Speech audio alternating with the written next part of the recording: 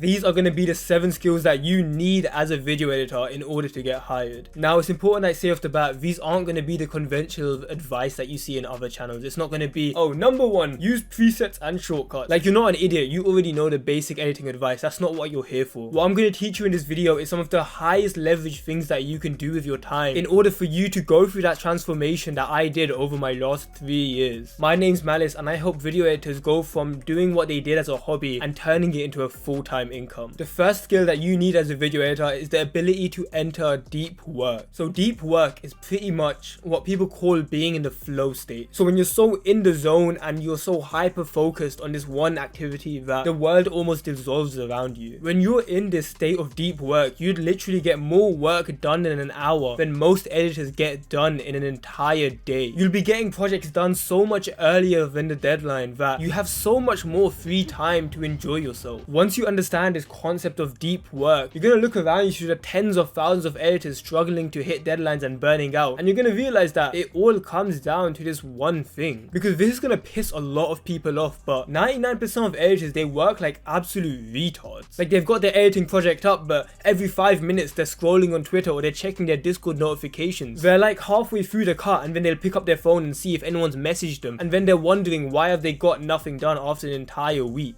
Because these small distractions that we introduce while we're working, these 5 to second tasks that you think don't take too long, they have a hidden cost to them, and that hidden cost is the attention residue that they leave in your head. So in order for you to be fully engrossed into a task, it takes about 20 to 30 minutes to enter this deep work state. But every time you introduce something new, a quick message, you checking if you had someone DM you, that resets the timer to 0. So you never end up entering this deep work state because the timer will hit 5 minutes and then you'll check your Discord real quick and then you're back to 0 and then you'll do it again and again. And by the end of the day, you've never entered this super productive state that you could have been in. We've had access to these apps for so long that it's become integrated within our lives that literally 99.9% of people, it's normal to check your Twitter every few minutes while you're editing. I used to do that as well. But then again, it also is those same people that complain that their editing isn't going anywhere, that they're struggling to get clients and nobody wants to pay them more than like $100 a video. And I promise you, as soon as you have those first few sessions of being in that deep work state and having that flow and just being so productive, you're gonna look around at the masses of editors around you wondering why are they so stupid and working in such an idiotic way. The second skill that you need as a video editor is storytelling. Now, I know this has become a bit of an overused term and I don't really like it myself. The reason being, you see every other editor and YouTube creator talking about storytelling, but nobody actually knows what it is. So I just want to spend a minute or two just explaining properly to you what storytelling actually is and how you can implement it into your editing. So taking a step back from editing for a second, you might not realize this, but you're a better storyteller than you think. In fact, you've been doing it for your entire life. When you're catching up with your friends, you're telling stories. When you're getting to know someone for the first time, you're telling them stories. Even with every single thing that you do in your life, every venture you go on, you're adding new scenes to the story that is your life. Like, you can imagine thousands of years ago when tribes would meet around a campfire and they'd talk late into the night. Really think about it. What are the type of things that they would have been talking about? They wouldn't have been talking about, oh, have you seen this video edit? Have you seen this new Mr. Beast video? No. They would have been telling each other stories about their day. Stories is literally how we connect as humans. It's how we fall in love with each other. And that's why it works so well, even in YouTube content where we're getting the audience to really relate with the creator. And the difference between a good and a bad storyteller isn't how complex they can make the edit and how much they can fucking confuse the viewer. It's how simple you can make it for the viewer. Your viewer is the only person that matters. Because when me and you start working on an edit, it's often that we fall into the trap of thinking, oh, how can I make this look so good that other editors would respect me? But the people that you're trying to make this edit for, it's not other editors, it's not people like me and you. Your average viewer is gonna be little Timmy, like some 10-year-old kid on the kitchen table eating cereal with his mom's phone watching YouTube. That's the average consumer of your editing. So storytelling isn't about making the video more complex. It's about making something that can be watched from start to end and little Timmy doesn't get confused at any point. My rule of thumb for everything I do with my editing is, can I watch this video start to finish without pausing and at full speed while understanding every single thing that happens? So when I have some dynamic motion and loads of things flying in, is it easy to understand what is happening on screen while watching it at full speed? Because little Timmy, when he gets confused, he's not gonna go back and check if the edit looks cool or not. He's not gonna say, oh wait, I didn't understand that. Let me go back and understand it. When little Timmy gets confused, he's just gonna click off the video. When you're approaching storytelling as an editor, the best advice I could ever give is just give yourself permission to restructure the video and make it easier for someone to understand what the hell is going on in this video. The third skill that I haven't seen anyone speak about is body language and confidence. And you're probably never gonna hear any other editor or YouTube creator tell you about this, but the aura that you have, that feeling of confidence that you give out to the world, it genuinely has a disgusting impact on the opportunities you get as a video editor. So like a lot of editors, I started this all off as a hobby. It was me just taking my own Fortnite clips and putting it together in a montage. And outside of editing, like a lot of guys my age, I was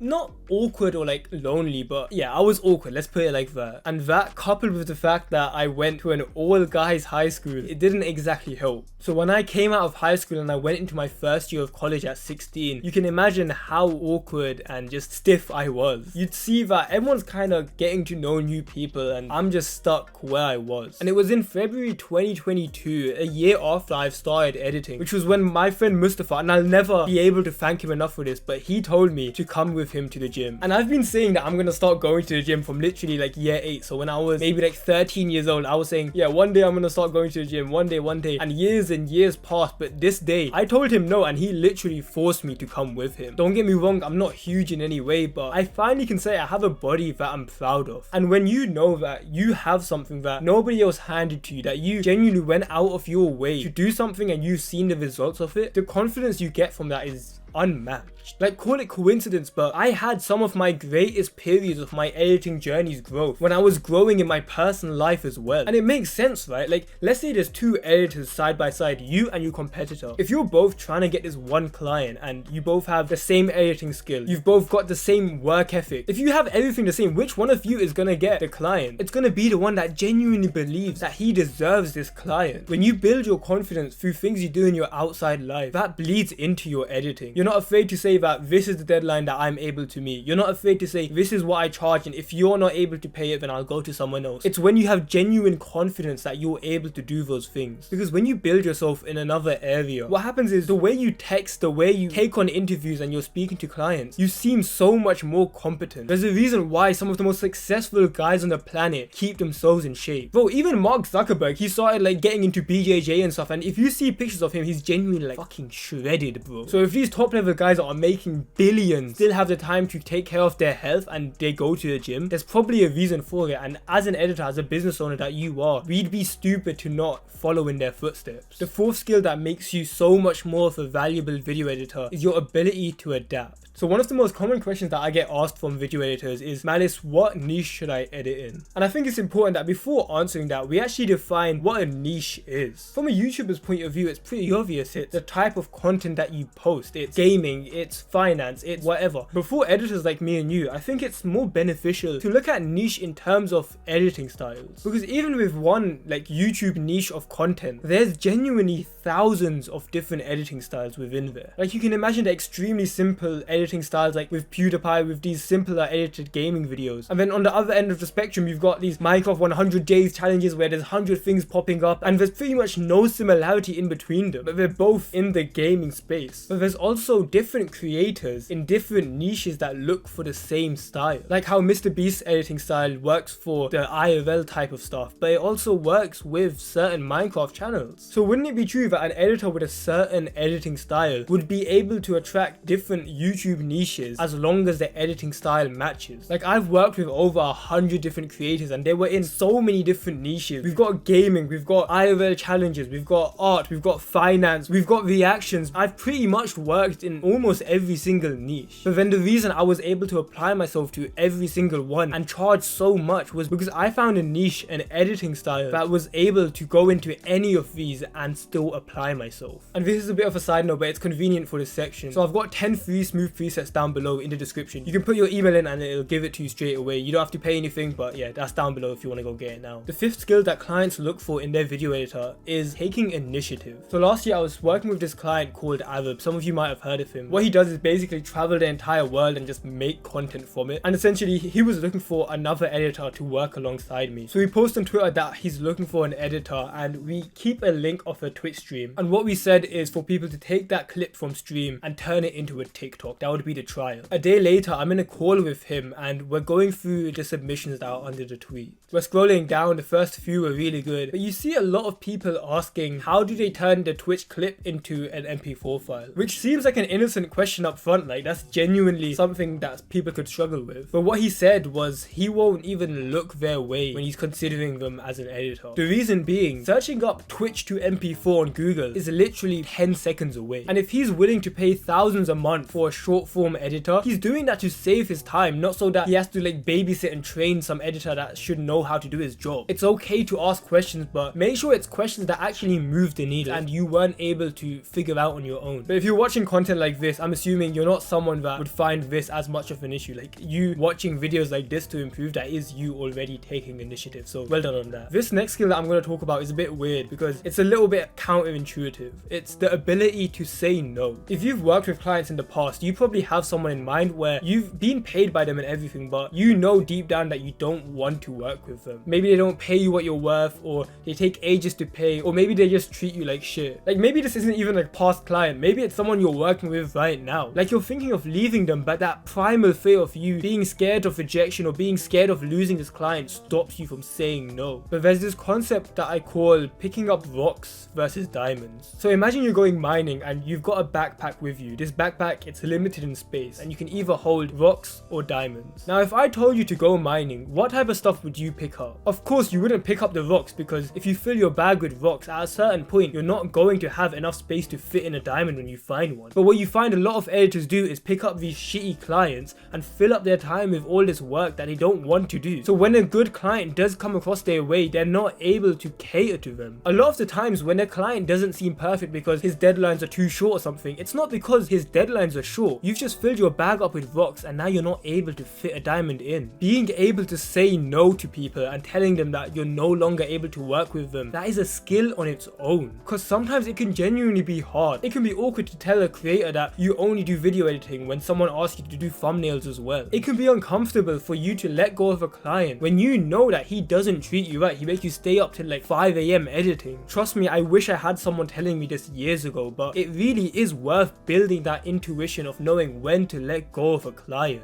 And now the 7th skill that you need as a video editor is avoiding shiny object syndrome. So there's this scene in The Matrix where Morpheus is taking Neo through one of his training programs. They're walking through this huge crowd and suddenly there's a woman in the red dress that appears. Morpheus is trying to explain something important to Neo, but he can't help but turn his head as the beautiful woman passes by. And then when he looks back at Morpheus, Morpheus asks him, were you listening or were you looking at the woman in the red dress? And then he says, look again. Neo looks back and it's Agent Smith with a gun to his head. So I think it'd be really beneficial to ask ourselves, what's the woman in the red dress for us? There's a 6-figure editing agency entrepreneur. You've got someone using AI tools for editing. You've got someone making 7 figures from YouTube automation. 5k a month, 10k a month, 20k a month. You see all of this happening around you and you get this primitive feeling that you're falling behind. So what do you end up doing? You turn your head, you look, and you change opportunity vehicles and you jump onto whatever they're doing. So you start your agency, you forget about editing for a bit, you just keep that on the side and you can't wait to be just like these guys you look up to. But what you don't see is all these guys that are starting their agencies, they're literally broke.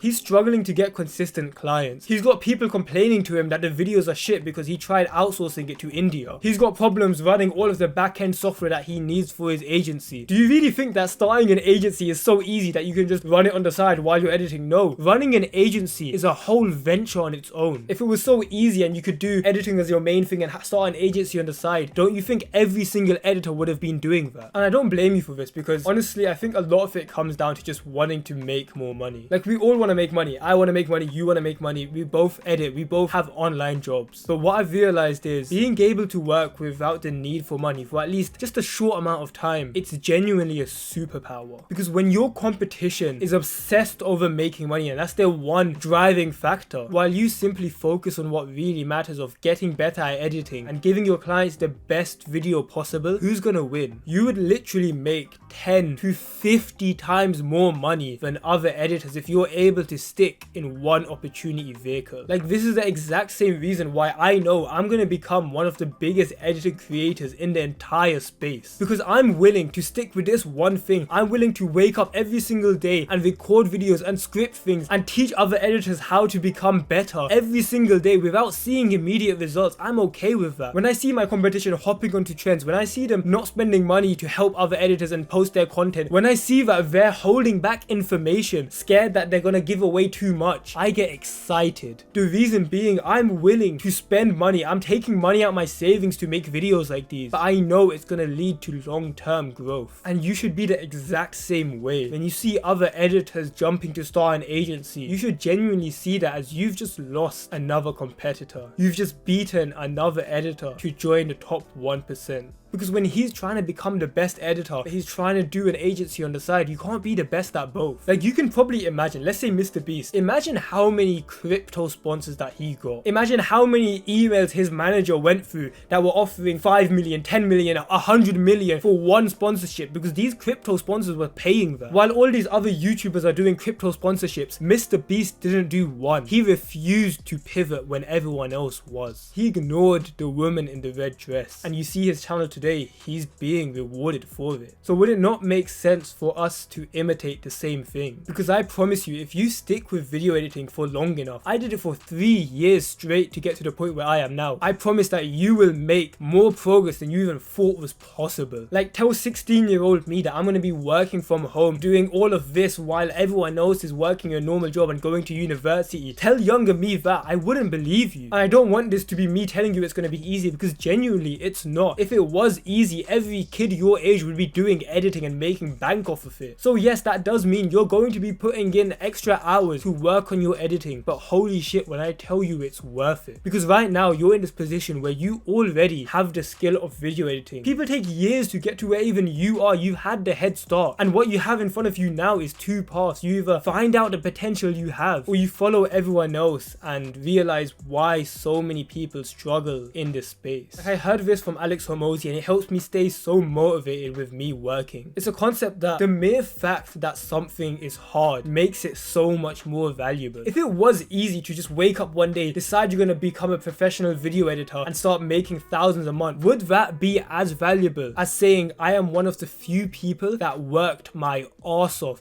and I consumed the right knowledge and I did the right things to make this work? 99% of people fail, but I'm the 1% that made it happen. Is that not so much more fulfilling? That's one of the things that makes me so motivated to work every single day. Knowing that when I'm about to go onto Twitter and start scrolling because I'm finding some boredom and discomfort from editing, this is where most people will switch tabs and go to another task. This is where most people will fail. So that's why it becomes so much more important for me to just suck it up and do what I know I'm supposed to do. Because from 6 months from now, you're either going to be reaping the rewards of what you're doing today, or you're going to have to live in the regret that you're 6 months older and nowhere nearer to your goals. If you sat through me saying all of that, that means this is something you're genuinely passionate about. It means that whether you know it or not, you have more potential with editing. And I've made it my job now to take editors from doing what they once did as a hobby and turning it into a full-time income. Because video editing's changed my life over the last 3 years. And it's so fulfilling to me to know I can help people like you achieve the same thing. So if that sounds good to you, go scroll down right now, click the red subscribe button, and then go click on this video right here. I think you'll find it really useful. Peace.